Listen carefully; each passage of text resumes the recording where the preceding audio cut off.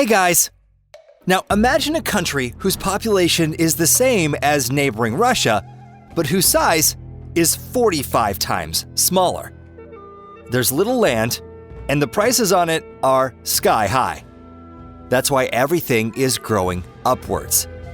There are multi-level parking garages that are even for bicycles, capsule hotels, vending machines where you can buy everything from eggs, meat, and potatoes to t-shirts and underwear. People have been living in this old country for a long time, and at the same time, Japan is a country of rules, and one of the most important achievements of Japanese civilization is the ability to not cause an inconvenience to other people. But if you look closely at the locals, you'll realize they're definitely from another planet. A large chunk of the population is concentrated in cities, so constant lines are no surprise.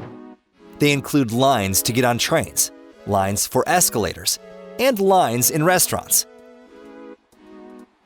If you just want to eat some street food, you might be in line for 2 hours. There are lines everywhere. The sidewalks have special marks for lines, so they aren't in the way of pedestrians. Additionally, there is a problem of dying villages.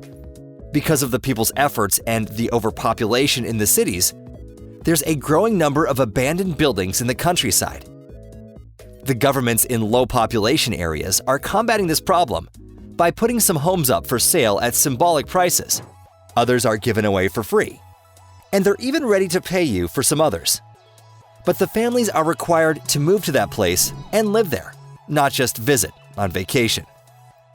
There are legends about how the Japanese pay attention to little details, and that's no mistake. Sometimes it seems like they can make anything absurd. Take these Japanese wood joints, for example.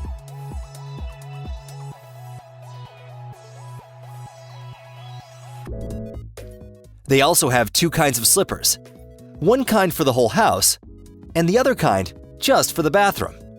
They're also very clean people. It has been experimentally shown that 80% of lost wallets and 88% of lost smartphones in Tokyo were immediately taken to the police by the person who found it. In comparison, those percentages in New York are 6% and 10%. They are also one of the hardest working nations in the world. The average Japanese person only sleeps 6.5 hours a night. So, most of them sleep during breaks at work, in parks, in cafes, in bookstores, in malls, or any other public place. In other countries, sleeping at work might cost you your job, but not in Japan. It's seen as a sign of hard work, that you've given so much to your job that you can't even stay awake. Japanese masters imagine some activity where they can realize their Japanese diligence, patience, and concentration. For example, Durodango, dirt balls, polished until they shine. In theory, it's quite simple. You mix some dirt and water until it's pliable mud. Form a smooth ball. Then dry it and rub the surface until it shines like a mirror. That's the so-called hikarosate, meaning shining. In practice, it's a constant blend of tedious and varied actions for long hours while constantly monitoring the ball so it doesn't crack.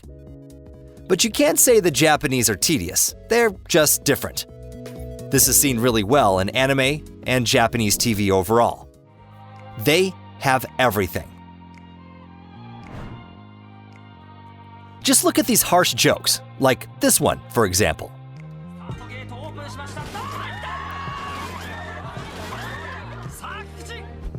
An extremely particular sense of humor, isn't it?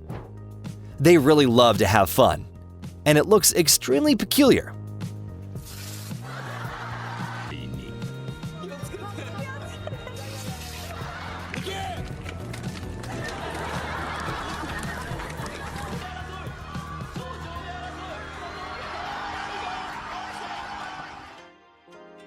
Now, public transport in Japan is punctual and incredibly developed. The taxis are horribly expensive. Running a bus line also has its nuances. You can't just save money and buy a car in Japan. First, you have to prove you are capable of using it without interfering with others. One of the main requirements is having a personal parking space within 1.5 miles of your home. When you take your documents to the police, you have to show a diagram of your parking place. The police might now let you buy a new off-roader if they think your parking place is too small. The Japanese metro is famous around the world for being overcrowded and punctual. In the capital alone, about 40 million people use the metro every day. Trains come every 2 to 3 minutes in the Tokyo metro, but that's not enough for everyone to get on during rush hour. So every station has oshiya, or pushers. Their job is to push as many people as possible into the cars. The Japanese are ready to do whatever it takes to get home. They aren't even afraid to fall asleep standing, because they know they are supported on all sides.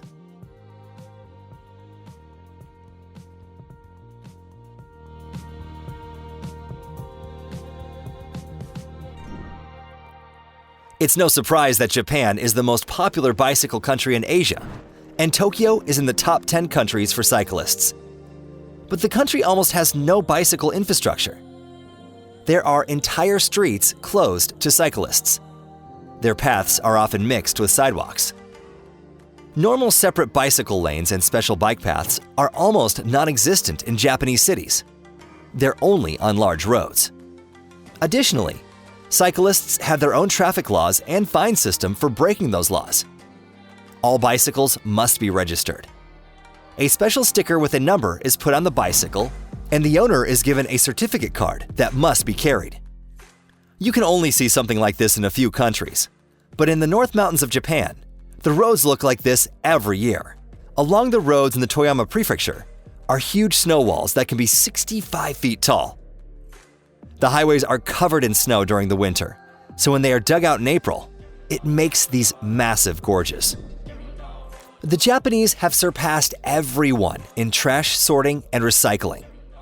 For illegally disposed trash, pictures of the offender are posted all over the neighborhood, so the neighbors know who their heroes are. The fines for trash infractions are also high, up to 10 million yen, which is about $75,000. You could get 5 years in prison in certain situations. Every city has its own trash disposal laws and instructions for visitors. The Japanese throw away trash according to a trash calendar, particular types of trash for specific days. It's very hard to find trash cans on the street, but they are still clean. The Japanese have learned to throw away trash where it's allowed. For example, all the trash types have trash cans in stores. During the World Cup in 2018, Japanese fans didn't rush after a match, but walked out of the stadium and cleaned after themselves. In Japan, they say you need to leave any place cleaner than it was before you got there. In a country where there's nowhere to take trash, nowhere to bury it, or throw it farther than your eyes can see, all you can do is develop advanced recycling technology. What can't be recycled is burned. About 2/3 of the trash in Japan is burned in special facilities with a minimal amount of harmful atmospheric pollution. That energy is then used.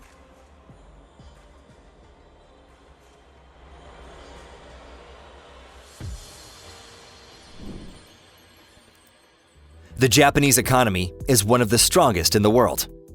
It's in third place after the US and China in GDP, and in third place after the US and China in purchasing power. Additionally, Japan has no minimum wage as we understand it.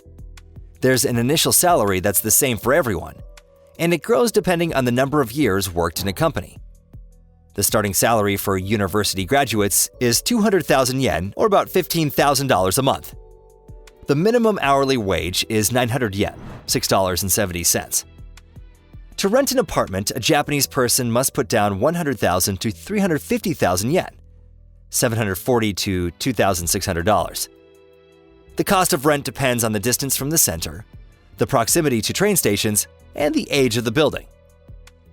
The most popular types of buildings, Usagi-goya, are small rooms 160 to 215 square feet in the center of the city, near a train station for 100,000 yen, $750. A standard apartment with a few bedrooms with 430 square feet would cost 200 to 350,000 yen, $1,500 to $2,600. Expenses on transport are also quite large. A monthly pass for the Tokyo Metro costs 20,000 yen, $150, and a single ride costs 200 yen, $1.50. You even have to pay for using a bike stand. They cost on average 100 yen per day. An average person spends about 40 to 55,000 yen, $300 to $410 on food a month. Fruits and vegetables are very expensive in Japan. They are all sold by item, not weight. But Japan has state medical insurance for everyone. The monthly cost depends on income level. Initial deposits are usually taken out of salaries automatically. 50% of the sum is paid for by the company. The insurance covers about 70% of medical expenses, with the rest being paid by the patient. If hospitalized or seriously sick, the insurance will cover 70%, but the sum depends on the specific case. The insurance also pays 450,000 yen, $3,300 for childbirth. In several cities and Tokyo neighborhoods, doctor's visits and prescriptions are free for children. But close to the topic of income, take a look at these numbers for the two countries with the closest populations to Japan. The amount of USD billionaires in Japan, the homeland of giants like Nissan, Toyota, Honda, Panasonic, Toshiba, and Canon, is 3 times less than in Russia, which is a gas station country that produces nothing else. Additionally, Japanese countries make up 69 of the Fortune 500 companies. But the number of USD millionaires in Japan is an order of magnitude greater than in gigantic Russia, with 0.1% in Russia and 6.2% in Japan of the population. The percent of citizens that have between $600,000 and $6 million in Russia is a bit higher at 1%, but it's over half the population, 54% specifically, in Japan.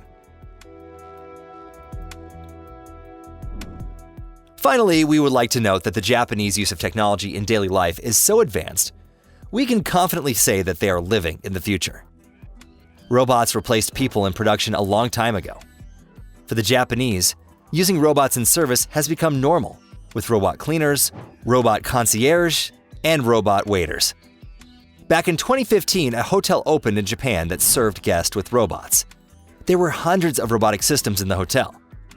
For example, guests in the hotel were immediately met by 3 robotic workers, a dinosaur, an android, and a humanoid robot. Baggage was also taken by robots. Robots also invited guests to breakfast and put their things into the closets. The microclimate is regulated automatically, and robots respond to guests' questions.